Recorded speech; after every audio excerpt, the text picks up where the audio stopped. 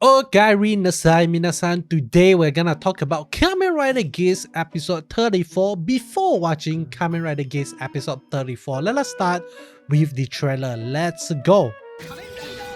Kamen Rider Geats. Let's go, baby. Desire Royale. Damn.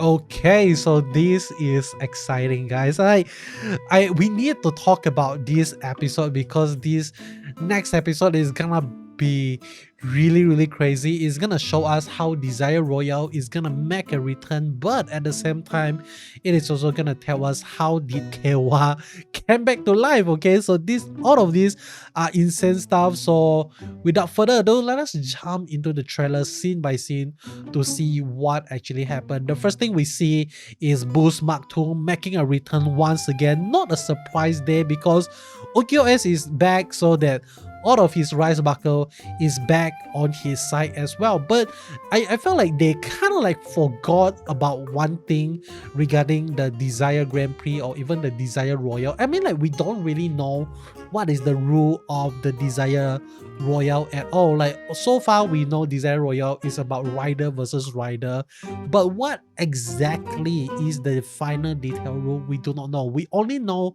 the Desire Grand Prix rule. Like, the Desire Grand Prix rule is that every single season the rider is gonna start from zero once again. It's just like you play PUBG. When you start the game, you are gonna go into the game empty-handed, and you need to pick up the gun yourself, and you need to find guns, find ammo, something like that. And that is the concept here. But according to what we see here, apparently the rider is able to hold on to their own rise buckle. I don't know, like, because S is able to use Magnum and Boost straight away after he got resurrected, and he's able to use Boost Mark II here. So how the hell did he actually got all those rise buckle? Maybe it is part of the power of Sumuri wishing that Ukyo S is gonna make a return. Maybe not. We just have to wait and see, because I hope they don't forget about this little detail of the Desire Grand Prix, because it is gonna be really sad if they actually do forget about this little detail of the Desire Grand Prix itself. But let me move on to the next thing. Is we get to see Ukyo S getting hurt a little bit. So he is not hurt. That is just a hair. I thought that he actually got cut on the face here, but that, after I look carefully, that is just his hair. Okay, he's looking menacingly, I would assume, looking towards the DGP management, looking towards the game master or something like that. I'm definitely not looking towards any rider at all. Okay, so, but then again, I could be wrong. And we actually get to see SARA and even Nago making a return, and they are actually wearing the DGP outfit. They are wearing I'm not sure how to actually call it, like a jumper or a windbreaker, something like that. But I actually kind of like the design of the DGP uniform. I am quite a big size guy. I know they actually sell the jumper and all the stuff. I don't think I can fit into it. So, like, maybe eventually when I become teen, if that day even come, I really want to get myself one outfit. Okay, one outfit of this jumper itself. But it looks really amazing, and we get to see SARA. She looks very angry, and in the trailer we actually hear her say, like, please don't torture my brother anymore, please don't torture Kewa anymore, something like that. So we actually get to see, like, the sister is trying to help Kewa, like, hey, don't play with his life. And that is exactly what is actually happening right now. It's like the DGP, without, like, if the DGP never existed, Kewa would still be the guy that he is. Like, he will still help the people. He's still gonna donate money to any NGO that he found or something like that. So he's still gonna do his best to save life. But right now, thanks to the DGP, he is risking his life to save the world, and he's like, and his life even got destroyed because of the DGP itself. So I kind of like understand why SARA is so angry right now. Like, I mean, like, Kewa is the only family member that she has left, so I kind of like understand why she is so protective of the brother, something like that. But I am also really excited to see how far that the character of SARA is gonna grow in this second half of the series itself. But let me move on to the next thing. We get to see Sparrow being as evil as usual. I don't know what to say, man. Like, at first I kind of like the character of Sparrow, but right now I just felt like he is being annoying at best. Like what are you doing, man? Like, why are you so annoying?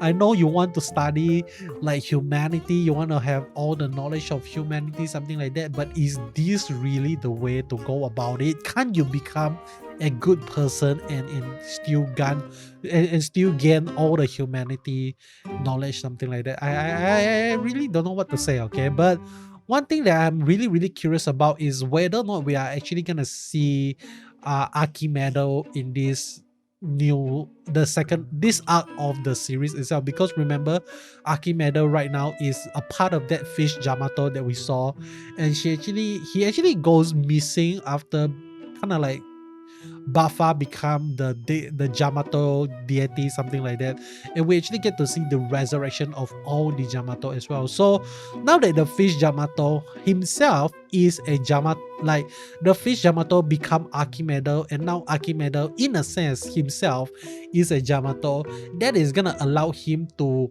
kind of like create more Jyamato, and we might actually, since right now they are in a they're not actually organizing Desire Grand Prix right now. They are designing, they are playing Desire Royale. So there is no involvement of any Jyamato at all. This would mean that the Jyamato is gonna have one season of the game that is not gonna affect their lifespan. Like, so maybe by the end of Desire Royale, we are actually gonna see the Jyamato is gonna come attack, like they're gonna have an invasion, they're gonna rush through the city once again, because like they are not being kept in check, because no one is keeping tabs on them.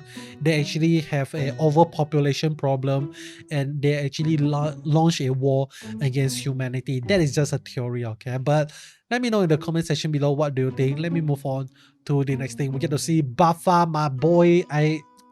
Man, like he grows on me, okay? Like I at first I don't really like this character, but he really grows on me. Like, the more evil, the more determined he is to become an evil dude, the more I like it. I don't know why I am like that. I am sorry, but I just really enjoy him, to see him become evil once again. So we get to see this new game producer. I would assume not really like a game master, like this is kind of like the CEO of DGP. We actually get to see him in the flashback scene when they actually turn Mitsune into the goddess of creation, something like that. So, and there's a rumor saying that this guy is already cast, like we actually knows who is behind the mask, but I don't actually remember who is the actor and what is his real name. But if you know, and if you want to educate us, let me know in the comment section below. That would be really helpful to know his name, so that I know what to call him in the next episode maybe. And next we get to see the logo of the Desire Royale. This is a pretty cool design, okay?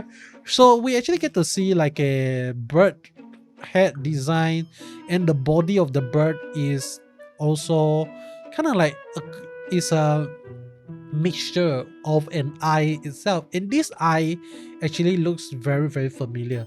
It actually reminds me of Kamen Rider XZ Rider eye design, something like that. So maybe there's also a little bit of reference, a callback to Kamen Rider XZ, maybe not. But these eyelashes, man, these eyelashes reminds me of Ultraman Blazer. By the way, Ultraman Blazer, I feel like I'm gonna watch that one, like when it is released. I'm gonna watch it, I'm gonna review it.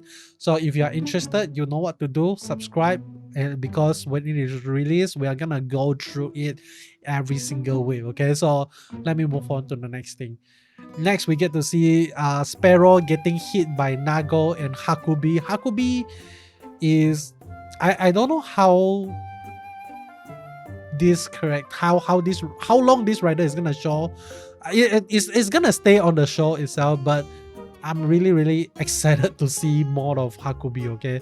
And let me move on to the next thing. Yep, we get to see Hakubi jumping using some claw attack, and we move on to Keiwa. Keiwa is back, baby. How the hell is he back? We do not know, but he does seem a little bit sad. He does seems like he kind of like had to make a deal with Kekera, had to make a deal with Beroba to kind of leave the sister behind. Maybe, we do not know, but this is actually pretty sad, okay? And this is even more crazy because we get to see Kekera making a deal with Beroba, and what is going on? Is Kekera like a bad guy, a bad supporter, or something like that? I wouldn't. I wouldn't be surprised to actually see that Kekera at the end of the day is someone that doesn't really have any value at all. Because if you really think about it, like Kekera doesn't really care about Keiwa a lot. Like he only cared that whether or not Keiwa make him laugh, and he felt entertained watching Keiwa suffer in a sense as well. Because the most amazing part about Keiwa is that when he risks his life to save other people, to sacrifice his life, to put his life on the line for other people. So in a sense, if you really think about it, Kekera don't really care about Keiwa. But then again, at the same time, we actually get to see Keiwa making a return, so I could be wrong as well. Let me know in the comment section below, why do you think Kekera is working together with Beroba?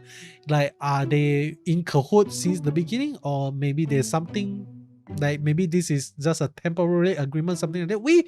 We do not know, okay? But all of these are really exciting. But let me move on to the next thing. We get to see, I felt like this is the follow-up fight after the ending of episode 33. We get to see Gelato being attacked by Ukyo S using the boost and magnum. We get to see some really crazy wire walk here, and then we get to see bang. Okay, that's it. I think that's the trailer. Yep, I am correct. So that is the trailer scene by scene breakdown of episode 34. Really crazy stuff here. I am not sure how things are gonna go right now, because now that the Desire Royale has been revealed, like, is Bafa gonna work together with S? I don't think so, okay? But then again, at the same time, how are they gonna stop Bafa? I said in my episode 33 review that Sumori is gonna make a wish that is either gonna give S a power up, or maybe it is gonna give a debuff on Kamen Rider Bafa ability, something like that. Whatever happens, I'm okay with it. I just want to see how the story progress. That is all from me. Hope you enjoy. If you like what you see, you know what to do. Subscribe, and I'll be seeing you guys in the next one. Goodbye.